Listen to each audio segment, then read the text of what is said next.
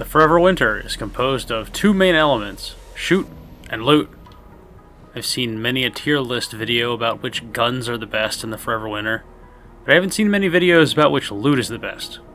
So here I am. This is a guide for what to loot and how to loot in the Forever Winter. All loot has three different values associated with it.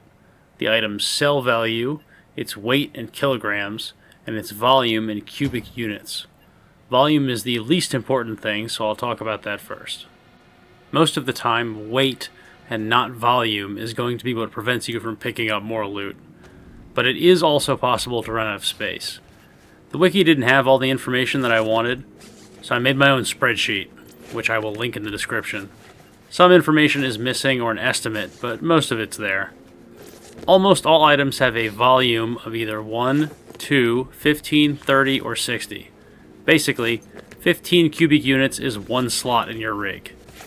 30 units is 2 slots, 60 units is 4 slots, and 1 or 2 units is basically negligible volume. Each container on your rig shows what percent full it currently is in the top left corner. Upon successfully extracting from a mission, about 8.5% of the total value of all extracted items is awarded in experience. Therefore, the best way to maximize experience gain through looting is to pick up only items that have the highest sell value to weight ratio. This is column E on my spreadsheet. The higher the value in this column, the better the item is. The current weight and maximum weight for each container in your rig is shown at the bottom left in the menu. In general, there are 5 different types of loot in the Forever Winter. The categories from most valuable to least are map-specific valuables, general valuables, consumables, weapon mods, and ammo. A lot of the best loot is exclusive to one specific level. Almost all of these level-specific items have high credits per kilo, but be aware that some of them take up 4 whole slots volume-wise. Most of these items are also marked, which means that if you pick up a total of 4 or more of them, or move the same item between rig containers 4 times, or drop it and pick it back up 4 times, hunter-killers will be alerted to your location. You aren't likely to find 4 of most of these, so picking them up is worth the risk. Especially Eurasian tech schematics from Scrapyard Nexus, which are literally weightless for some reason. The exception to this is data caches on Elephant Mausoleum. These items are a trap. Data caches are worth way less than any other map-specific loot, and 4 of them can spawn in 1 trash can. Avoid these unless you are about to extract or you want the extra heat.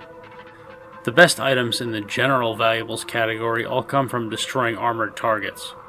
But among the best loot that frequently drops off of normal soldiers is recorded audio, internal circuitry, schematics, dossier, and officer's laptop.